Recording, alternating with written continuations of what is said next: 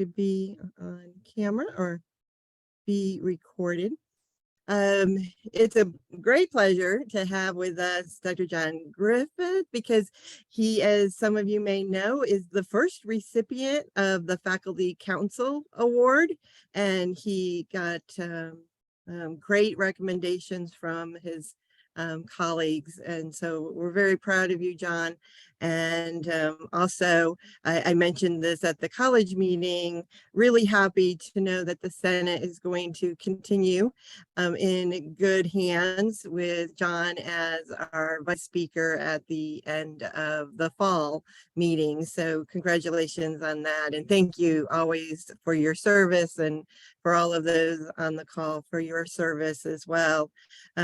If you don't know Dr. Griffith, he's from the MS&T. I have to always think about that because I still sometimes want to say MPLS. And so those folks that have been here know that we've been through many reorganizations. So it's currently the MS&T department. And he's going to be discussing reducing tutoring frequency and eliminating quizzes without hurting student performance. You'll see his title up there on the screen. John came to Embry-Riddle back in 2001, I think, and has served in, and the reason I remember that, John, is because you came 10 years after I did. And so it's an even number, so I remember that. So 2001, and served in various roles since coming to us. He's been an adjunct, of course, served as director of academics, associate regional deans when we had those. Is currently the BS Interdisciplinary Studies Program Chair, been a department chair, and like I said, has been serving on the Senate for many years, but now stepping up to the plate as vice speaker. And his research interests are varied as well, and often focusing on distance and online learning that he'll be talking with us today. So I'm just going to turn the floor over to you. Thank you, Anne Marie. And you know, Bobby took over the BSIS from me in 2017 and has done an absolute great job. I am now his wingman, so he's done a great job. The Faculty Council Award, I just want to tell anybody who's listening, I'm extremely humbled by that. I read those write-ups people wrote, and it really hit me, and I greatly appreciate that. I just want to let you all know that. Okay, so actually we're getting two briefings for the price of one, because you're actually going to see kind of what went into one paper, then what's going into another paper, and then a third paper. So the first two are on how videos reduce tutoring frequency. And so Emily Faulconer helped me on this effort. We all know how great Emily is. But before we start talking about this, I wanted to yield the floor to Amy and let her just talk a little bit about EQUATES. I also put a link in the chat where you can register for EQUATES. Go ahead, Amy, take it away. Okay, I'm in charge of EQUATES, and what we are doing is, it was a student initiative kind of passed down from the dean, asking us, the math department, to come up with something for us to help reduce our tutoring hours. We've got a lot of tutoring hours going on in the math department, and so we were trying to reduce that number just a little bit and help our students get a better edge on math. And so I've always liked Khan Academy. It doesn't go into the depth that I want it to go into, but I've always really liked it and been intrigued by it ever since it, first came about. And so we were brainstorming and everything, and I was like, how about we do a video repository of all the videos that we've made and stuff from our classes. And so we have done that. And so you see the categories. This is the homepage for the Canvas page. So if you click on that link that John provided, I'll post it again, just because if you're late, if you come into the class late, or this brown bag late, you missed part of that chat. But if you click on that link, you can self-enroll into the EQUATES Canvas page. And when you first enroll, this is the page, this is the homepage you see. And right now there's videos under algebra, there's videos under review math, and there are videos under trig. Okay, we have calculus videos too.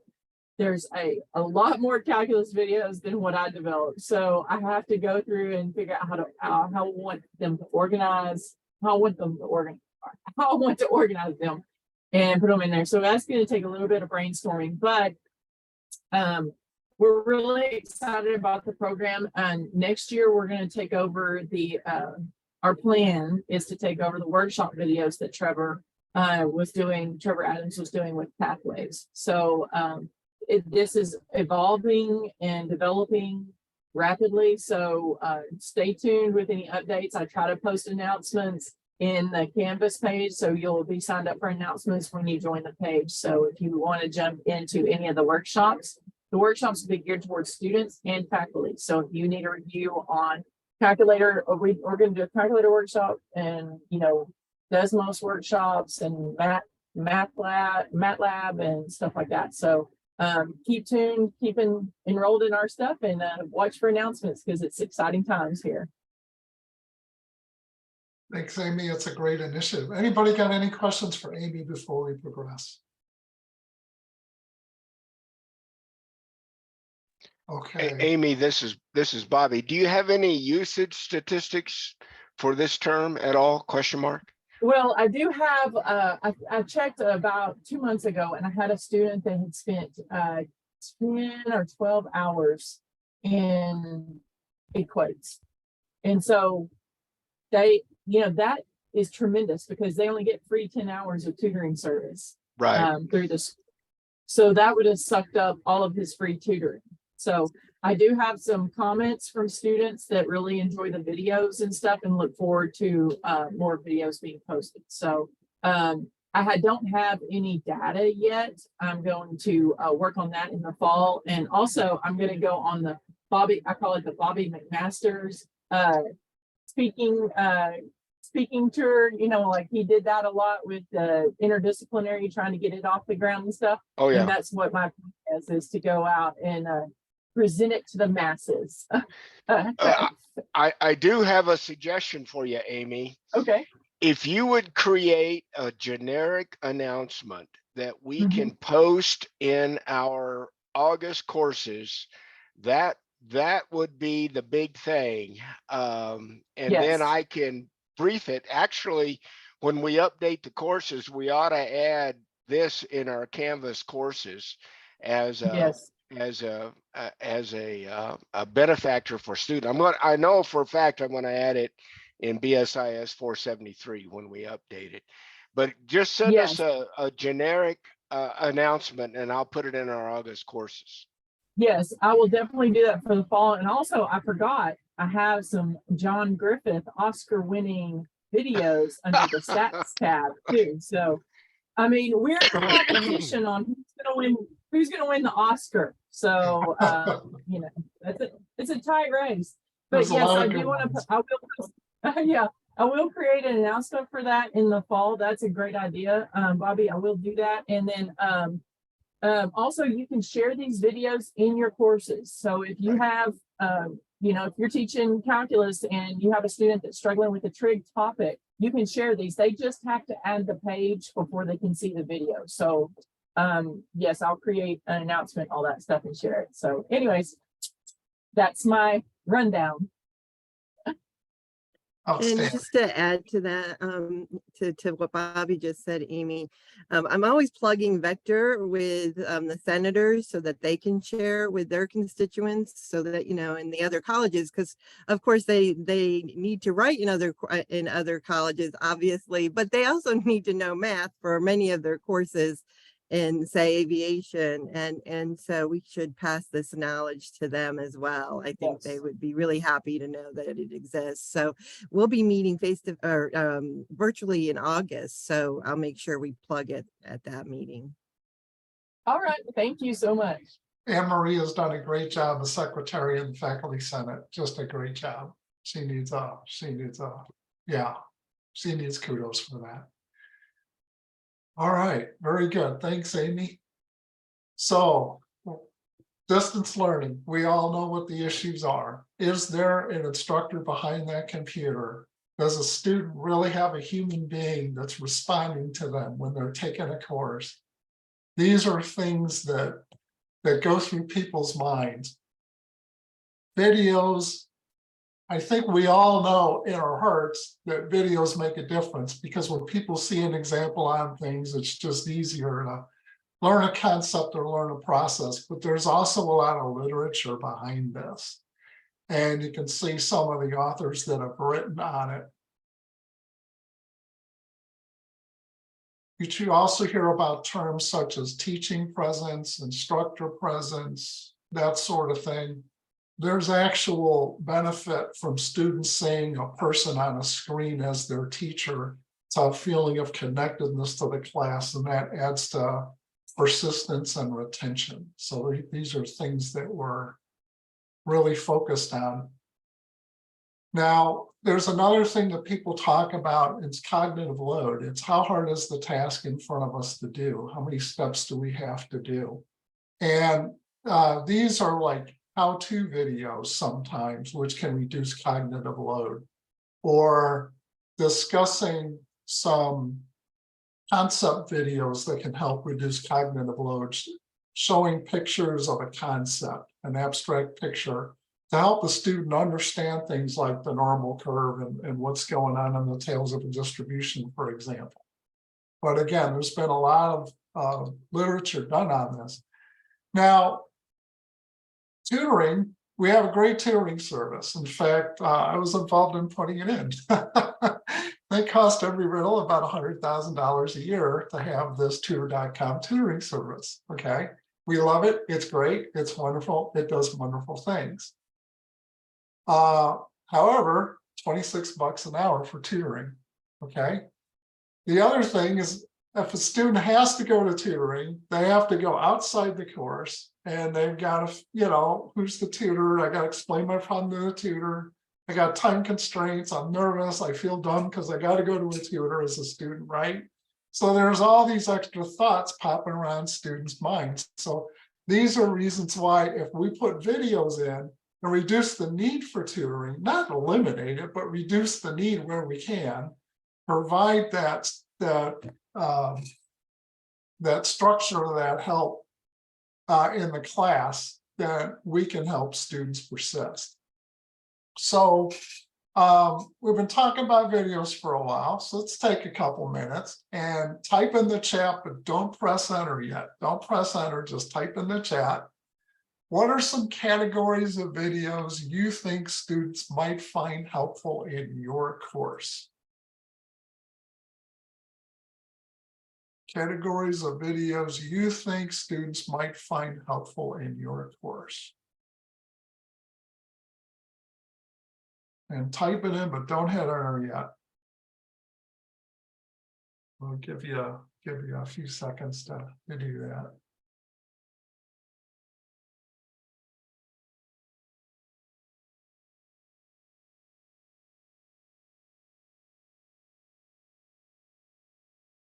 Okay. All right. 1, 2, ready, go. Go ahead and hit enter, and let's see what we get. Okay, we got some good ones here. Okay. P-value and stack crunch interpretation. Bobby, I'll send you your $20 in the mail after the briefing. That's a great one. Step-by-step calculations, problem solving, excellent. Factoring quadraticals, yeah. Or quadratics. Application of math demonstration, absolutely, Beverly, you're 100% right on that one. Go ahead. I have to jump in here for just a second. We do have a calculator workshop video in EQUATES, I'm just saying. So if anybody needs to learn how to use their calculator, we got. Great. Great. What's cheating and what are the consequences? Shelley, that's a great one. Different cultures view cheating differently. You're 100% right on that. Many case studies, it's a good one, Bev. Videos demonstrating the solutions to the problems. Courtney agrees with Anne-Marie. And quadraticals, radical, quadratics. Laugh out loud. Very good. All right. So we got some things we think would help. We got some things we think would help. And I think that's great because when you taught the class for a while, you know some of the things that your students have problems with. Now, in order to create videos, we in the College of Arts and Sciences have gone through sort of a process, okay, where we started creating videos, and we first started using a tool called the Learning Glass. There's a standing learning glass that's at headquarters. It's in building 1. And it's this big thing where you can walk up and you're like a weather person, okay? And they've also got a portable learning glass you can set up in your office or your garage at night and blacken everything out and do videos with that. Or you can use Studio that's built right into Canvas. And that's a very effective way of doing videos. And you can do an entire, you can just show the screen, or you can show the screen with you in the bottom in the corner. And those are very, very easy to do. And you can collect a library of these things. Now, a quick hint is if you want to embed these things in your course, the great time to do it is when you're redeveloping or updating a class. Okay, if you want to embed them in your course, a great time to do it is when you're redeveloping or updating your course, because that's when you got IDD involved and you've got a direct line to put them in whatever module you want them to be in. The cool part is these videos that you do, even in Canvas Studio, are MP4 compatible. MP4 is that magic file extension that a lot of programs read. It's a really good one. Okay, so that's another benefit of doing it on Studio. So best practices, and there's been a lot of studies that have talked about this, keeping them short so you don't lose student interest, and chunking content, but you don't want to overload the student because, you know, attention spans. Now, you got to remember, our students are working full-time, are typically married, typically have families, kids, stuff like that. We are their third or fourth priority in the education, okay? So they're going to try to economize their time as much as they possibly can. You also want to try to be positive in your video, like whatever you're talking about is the greatest thing ever. YX is a different number after each math problem. You know, this is fascinating, right? Hey, you know, it's fascinating. So you want to have a positive energy. One recommendation, we're all different. Some people love scripts. Some people love scripts. I kind of like bullet points because it's more natural to me, but some people love scripts and swear by them, and those are good too. Whatever works for you, okay? Whatever works for you. And don't be afraid to shoot it a couple times. But you know what else? It's not going to be perfect. We don't have George Clooney's here, okay? We don't have Sandra Bullock's here. We're not professional actors and actresses, but we can get a good point across in an effective way.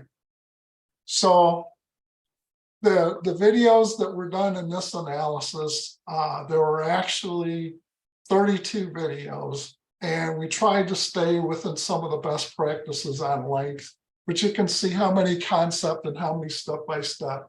Now, a concept video is like explaining to you what a normal curve is. And a how-to video is a step-by-step on the software. You click here, you click there, you click there, you click there on a problem like the one that they're going to have to solve. So some use Learning Glass. A lot of them use Canvas Studio. And Canvas Studio is really a nice go-to. It's right at your fingertips. So the other thing is a consistent location. And this is why building videos into your course is a great idea, because students know where to find them. You can either put them right before the event they're going to use the video on, or you can put them in the same spot in each module where students know where to go and find them. We can also put videos in announcements. We can use, you ever use video in a discussion? You ever do that? Use video in a discussion and watch what happens. Just the next time you're doing a discussion, put a video in a discussion and watch what happens. Don't believe me. You'll get the students going. They love that. And you'll probably see it on the end of course feedback. Okay, so here's the setup. And we're going to play a couple short clips now. Hi, just wanted to remind everybody that in each module, you're going to see a reading and resources tab. And look for videos there. Look for videos there. When you click on it, you're going to see for Module 7, for example, you're going to have video instruction resources where I show you how to calculate a confidence interval by hand. Very simple example. And then StatCrunch might take you step by step through the StatCrunch menu commands. So you're going to see videos in Module 7. Watch them. You can watch them more than once. You can start and stop them as you're going through the process yourself on another screen. You're also going to see readings and resources for Module 8 as you get in there. And again, you're looking at video instruction resources, exam-related resources, which, believe it or not, you'll start the first part of the practical final exam, and that's StatCrunch resources. And just know that they're here. And again, it's the same format. StatCrunch shows you how to run the specific StatCrunch tests.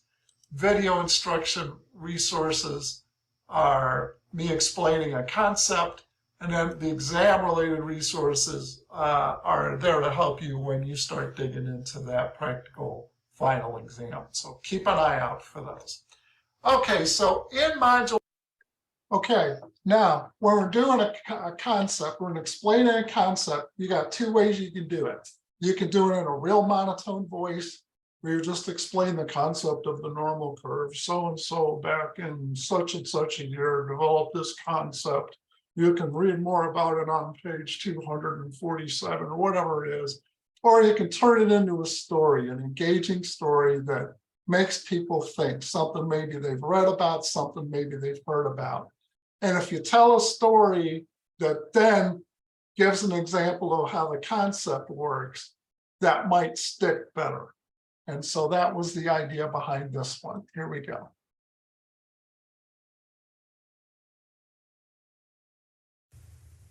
Hi, John Griffith, Embry-Riddle Aeronautical University. Today we're going to talk about samples and populations.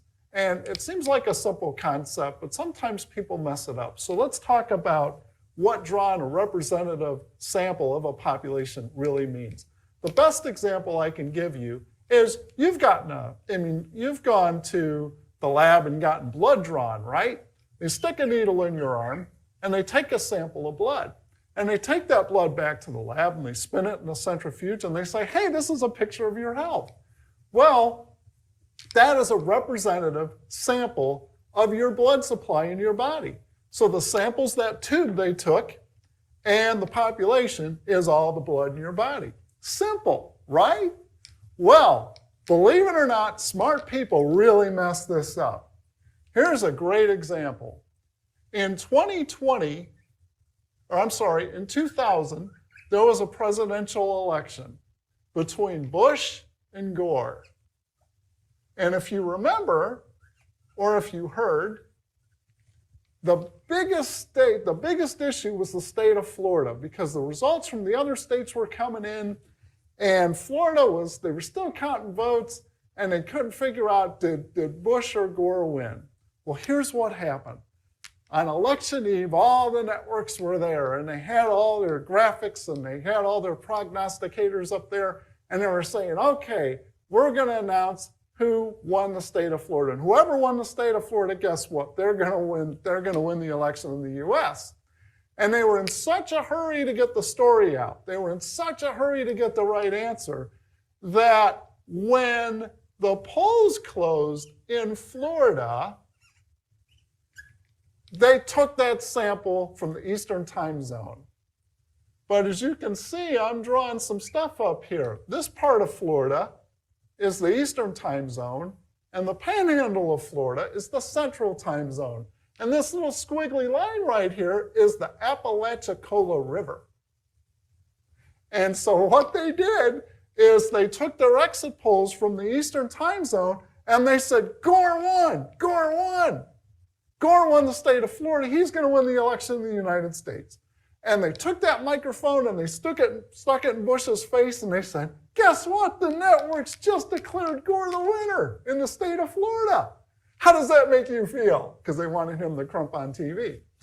And he looked at him and he said, I don't think so. I don't think you've counted all the votes in Florida. There's still a panhandle. Well, personally, when I heard that, I thought, wow, you know, Bush, I think you're in denial, dude. You know, I mean, the networks, how can they be wrong? But guess what? They were. They were. Because an hour later, when the votes came in from the central time zone part of Florida, the panhandle, the picture switched. And Bush won by like over 500 votes.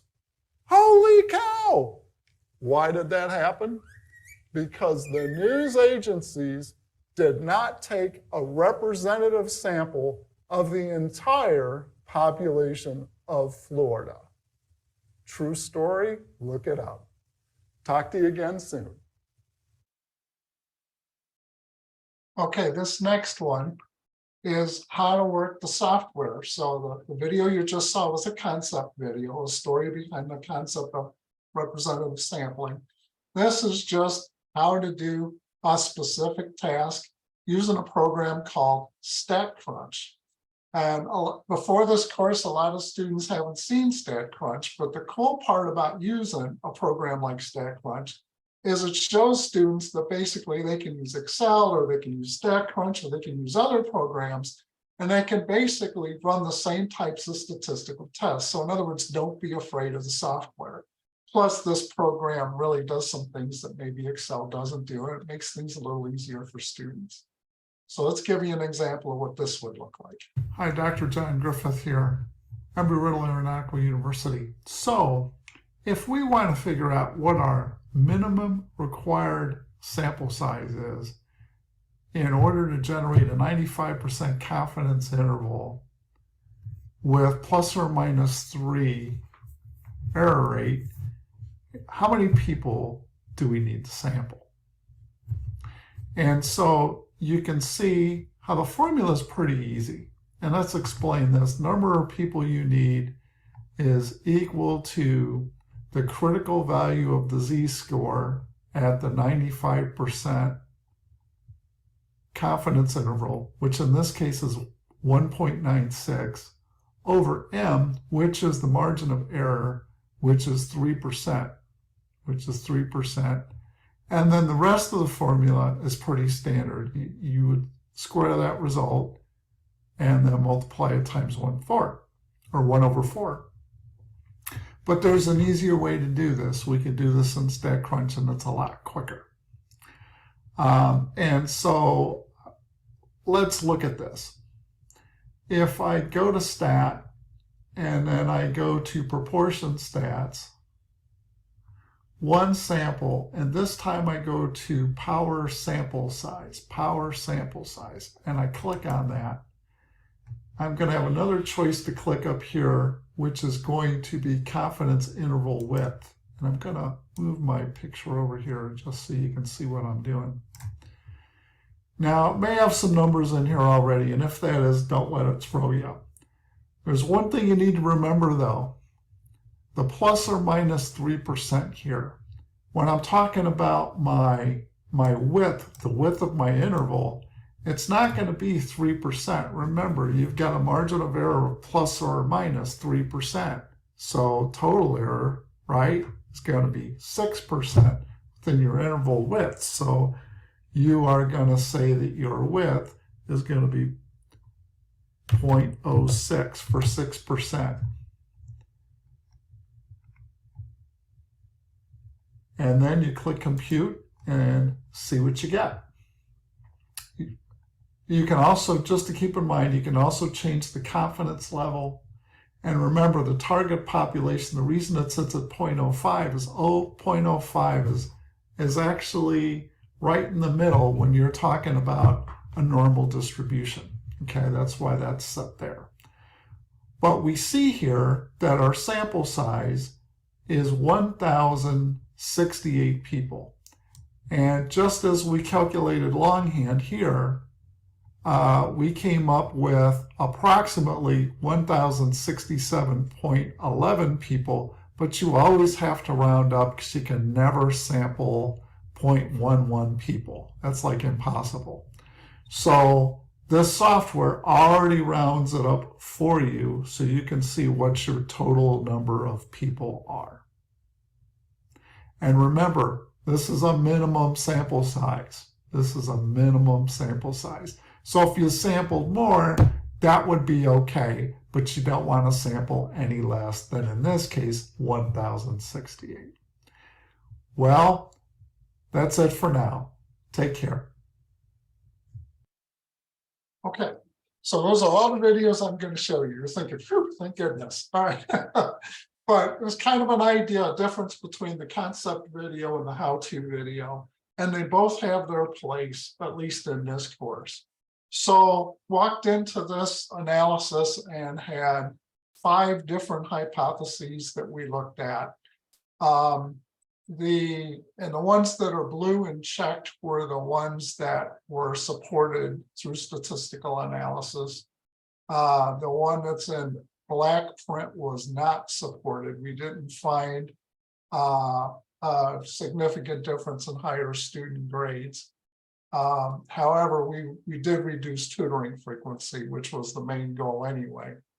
And so the data that we looked at was a pretty big chunk. It was 19 months of data without the videos and only 7 months of data with the videos.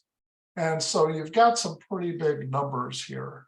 And we basically just looked at students who requested tutoring versus students who didn't, and did a chi-square analysis on that and got a p-value that's really, really low, supporting the idea that tutoring frequency was reduced by the use of videos. But if you look at percentages, you could say there's a couple numbers to look at. Before we had embedded videos, about 23% of our students in Stat 211 required tutoring. That number dropped to 14% after the videos were put into place. So you've got a reduction there of about 40% between the two. And so what we basically did, I kind of like to put it, as we kind of substitute the video substituted for a lot of the tutoring that would have needed to have taken place.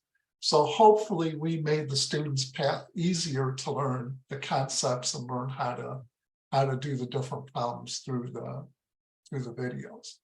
We also did some end of course survey stuff to look and see what students thought. And I know you see one set of results here for all 3 questions, but the results were basically the same.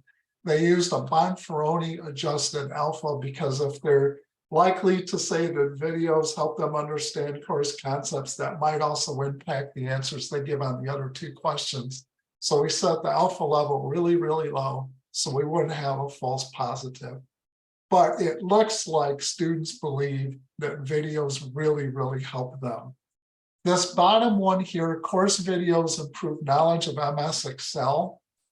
This is important because the College of Business requested, we did what's called a fishbowl, and we sat down, Beverly Wood and I and several others sat people down in a room from the different degree programs.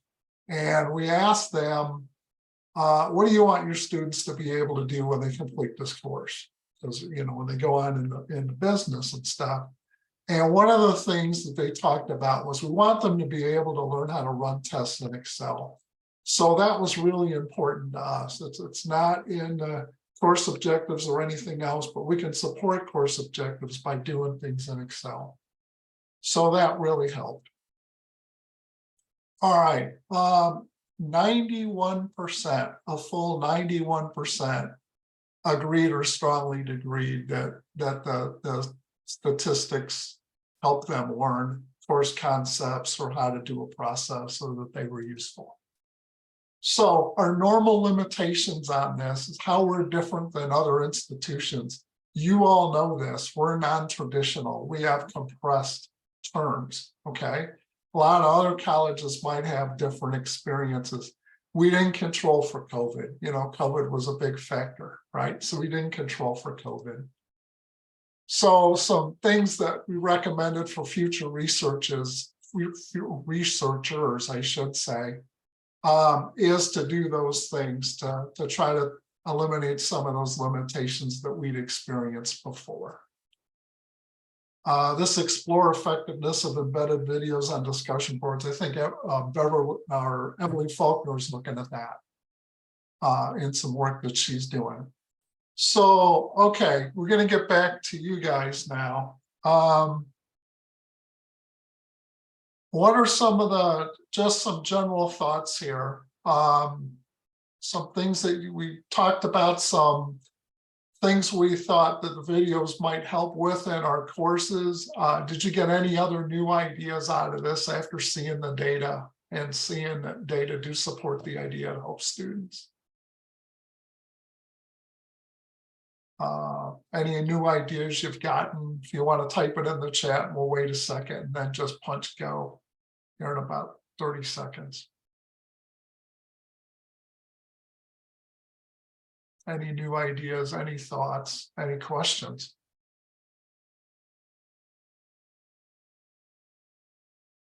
Okay, looks like everybody's pretty ready. Okay, go ahead and hit enter and let's see what we get. How did you get that little yellow highlight circle? Or is there any way we can get training on this stuff? I can sit down with you forever and we can go over it anytime you want. The little yellow thing, it was just the mouse. When I moved the mouse over it, the little yellow circle came up when I did it. Yeah, Shelley, you're right. It just comes up when you move around the mouse. Okay, Shelley, you'll never live that down. I was joking about your story about the Florida 2000 presidential election.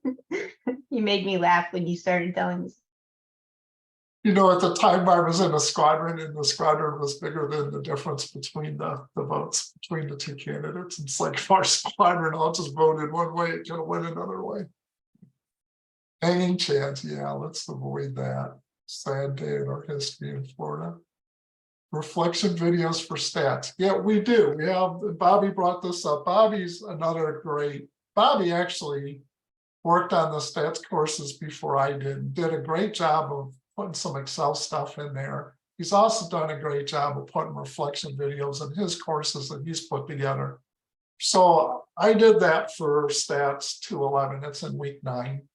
And we get an idea of what students think about the course. I think it's helpful because it's another way to get feedback from students on what works and what doesn't. And so that actually helps.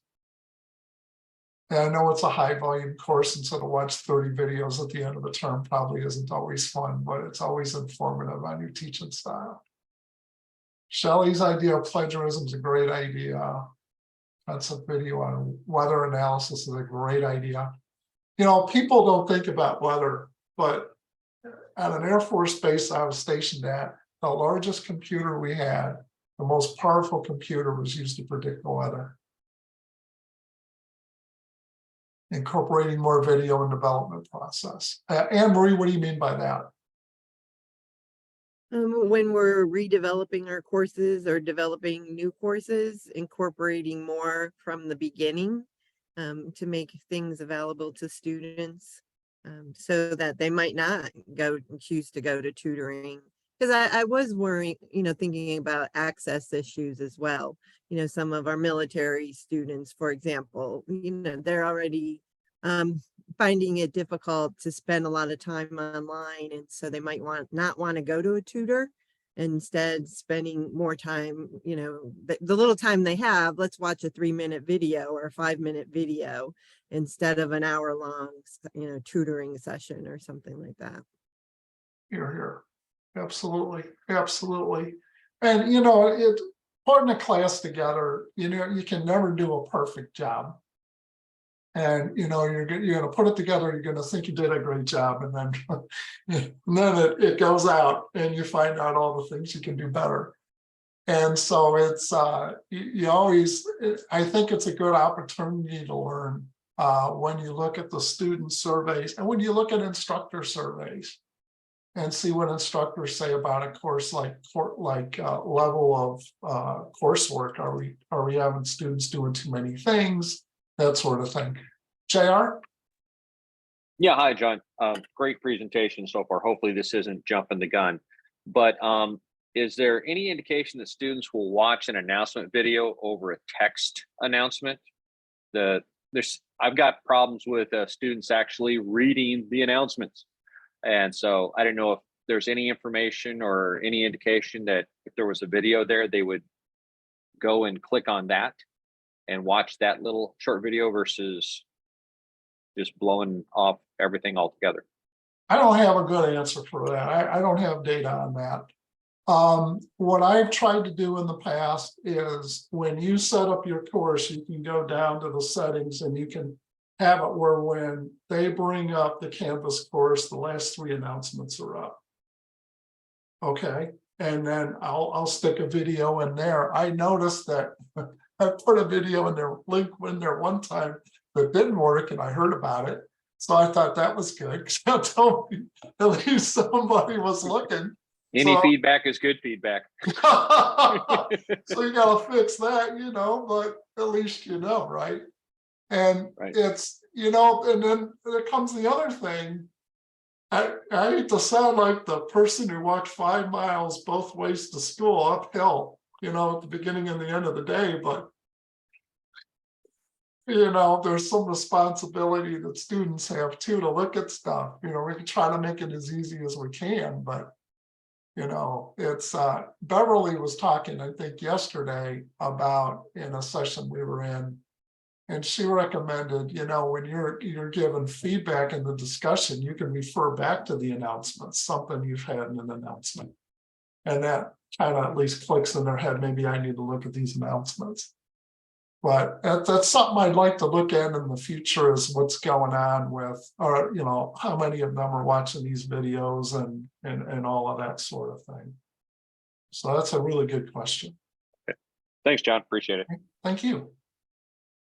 Okay, so as people sometimes do, you say, you know, that sample only had 7 months of data with videos. Maybe I jumped the gun. Maybe that first result was wrong. Maybe I should double check it. So I did.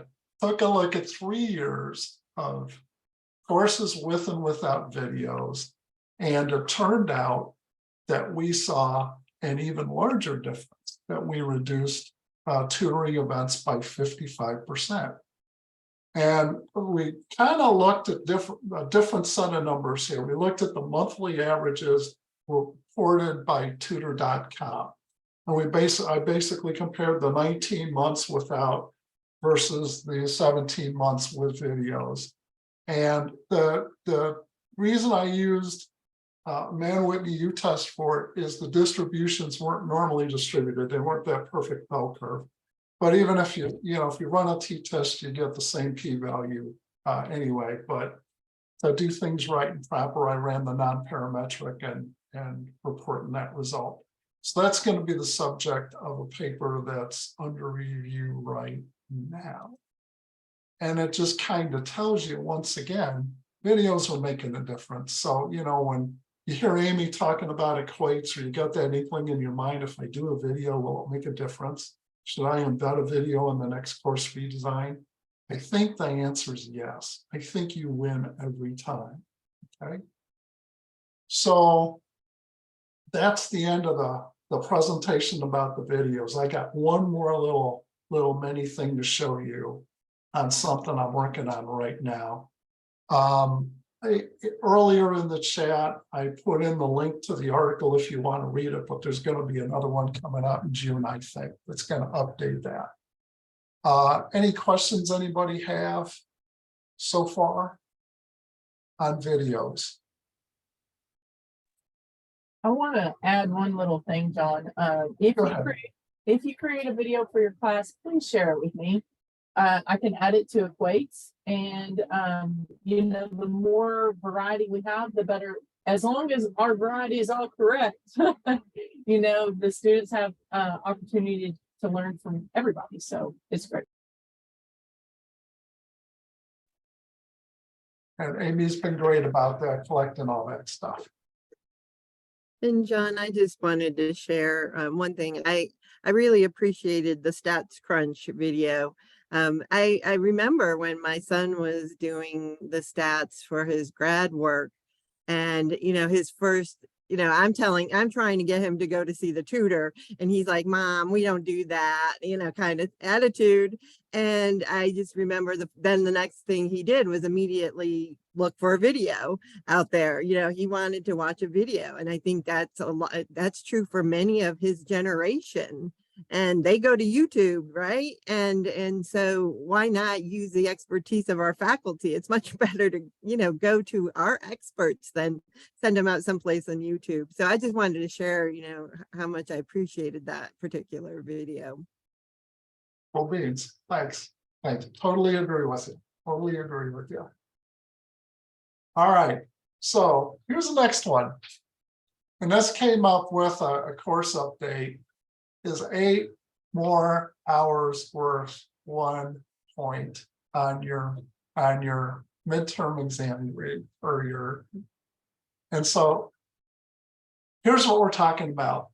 I believe that when we first did online courses, that we were worried about being as academically rigorous as face-to-face courses. And a lot of people put too much content / too many activities in online courses. In other words, we measured the same thing too many times.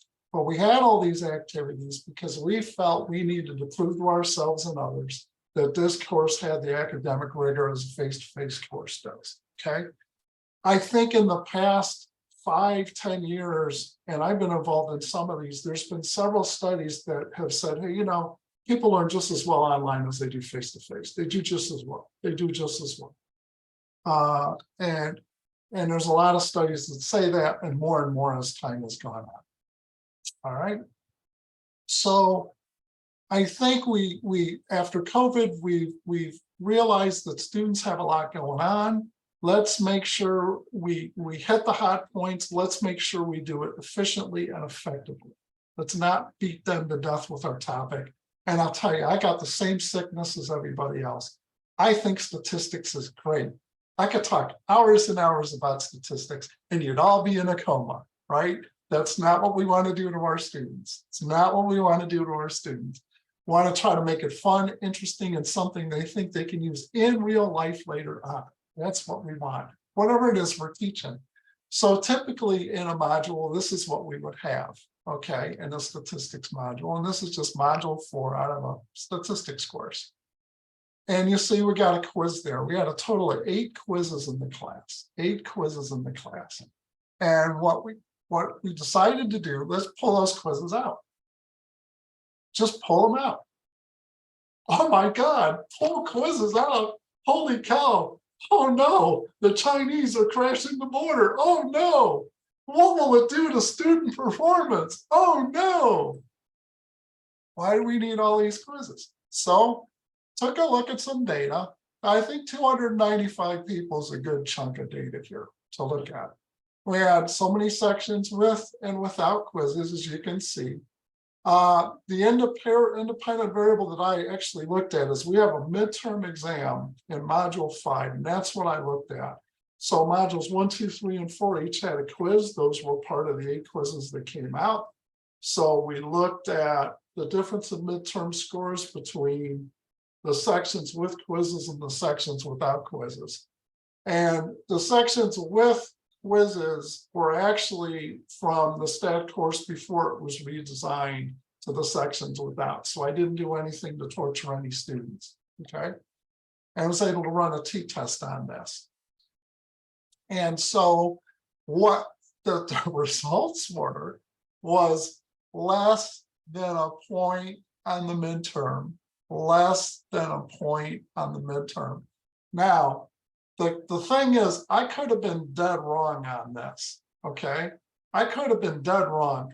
Pulling those quizzes out of these courses could have been the most brain dead thing anybody could have done. But you don't know until you circle back and you double check the stats. You just don't know.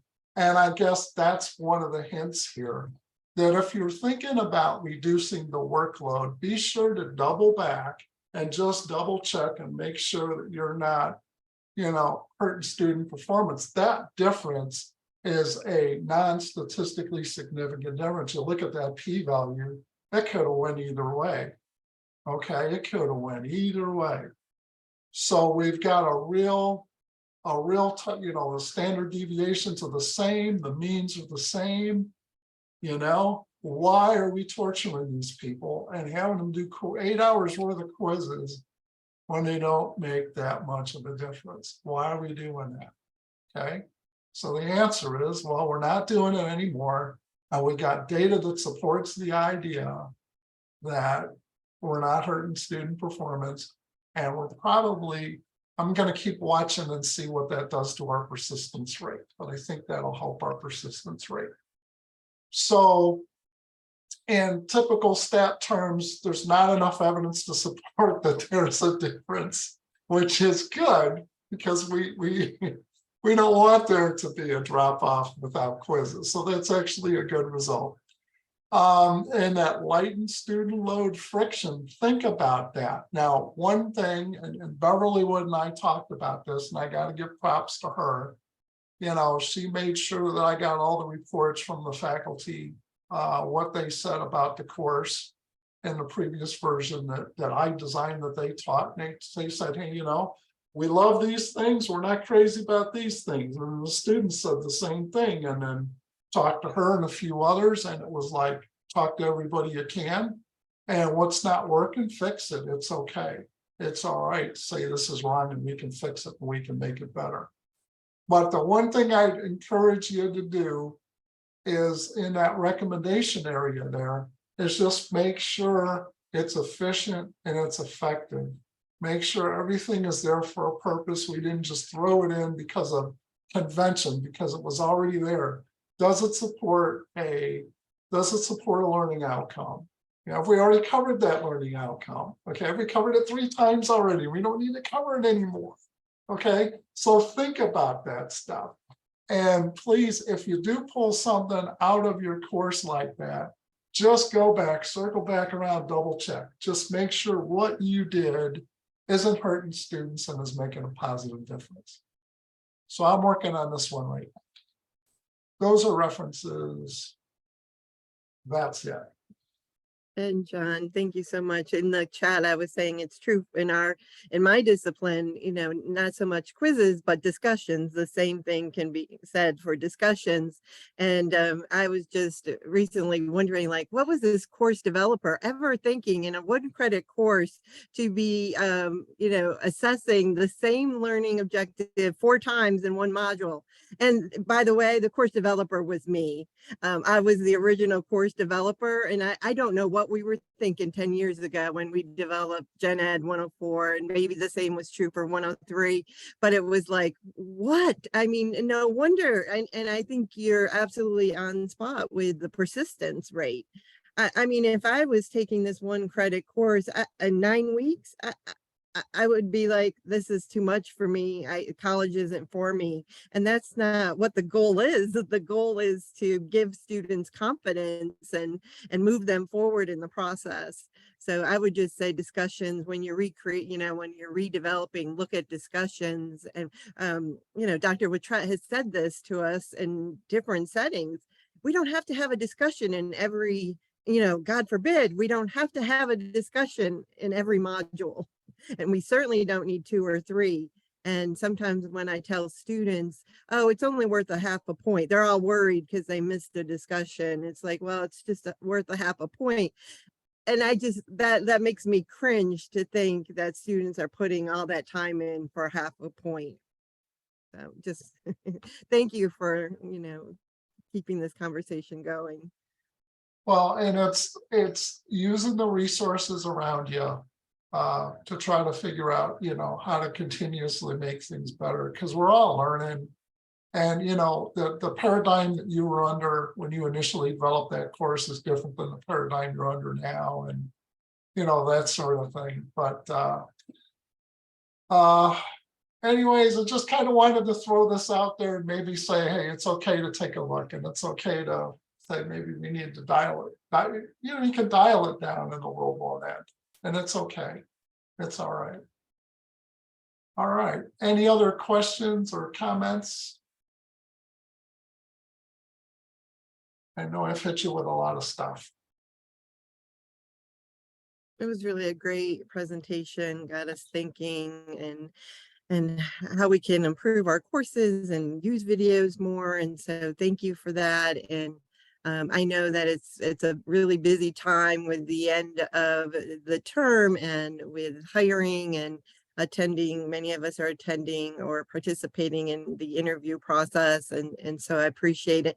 The time that you could spend with us today. Matter of fact, I wanted to say this at the beginning, Dr. Ray Chang is involved in the interviews. And so that's why he couldn't join us today. He wanted to be here and he wanted me to let you know that's what he was doing. And we look forward to continuing these in the new year. In August, we're gonna get some input how we can include more people, get more participation, but of course keep these topics relevant. And so we thank you all for participating and hope you have a good rest of your day and rest of the term and enjoy your summer. Thanks, John.